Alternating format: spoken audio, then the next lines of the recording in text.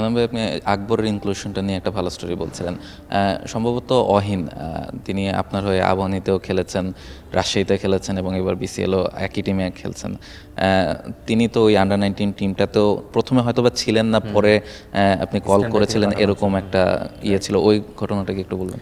Mehrab অহিন basically under-19 2020 যে গ্রুপটা যেটা চ্যাম্পিয়ন হলো, সেখানে পরে স্ট্যান্ড বাই থেকে পরে রিপ্লেস হয়ে গিয়েছিল যখন মৃত্যুঞ্জয় ইনজুরি হলো। বেসিক্যালি ও 22-এর ব্যাচের প্ল্যানের জন্য ছিল, এবং ওই ব্যাচে যখন 20-এ আমার অপরচুনিটি আসে যে একজন অলরাউন্ডার ব্যাকআপ স্ট্যান্ড বাই রাখা, যেটা শামীম পাটোয়ারির সঙ্গে সিমিলার ব্যাকআপ।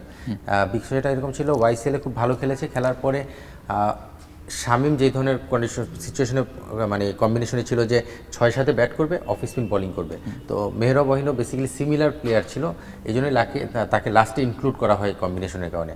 টানা তৃতীয়বার অর্জন করেছে দেশের সেরা সুপার ব্র্যান্ড স্বীকৃতি বসুন্ধরা টিস্যু।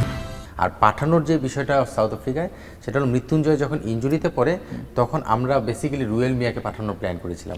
রুয়েল মিয়া অলমোস্ট চলেই যাবে এরকম একটা ব্যাপার, কিন্তু লাস্ট ম্যাচটায় শামীম পায়ে একটা ব্যথা পেয়েছিল, যেটার কারণে এরকম একটা মেসেজ ছিল যে শামীম হয়তোবা সেমিফাইনাল ম্যাচটা মিস করতে পারে বা এর পরের ম্যাচটা মিস করতে পারে, এরকম একটা আলোচনা হচ্ছিল। তখন আমরা দেখলাম যে রুয়েলকে আমাদের ওইখানে নিয়ে বেস্ট ইলেভেনে খেলানোর সম্ভাবনা কম। তখন আমরা চিন্তা করলাম শামীম খেলতে না পারলে সিমিলার প্লেয়ার রিপ্লেসমেন্টটা পাঠানো মানে রাইট ডিসিশন হবে।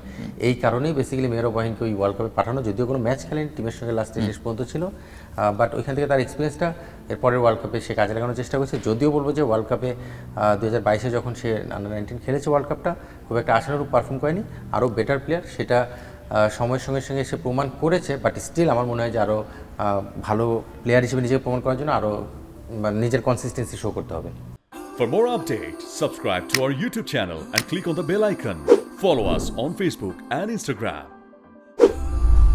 Download T-Sports app to enjoy exciting games and highlights. Visit tsports.com.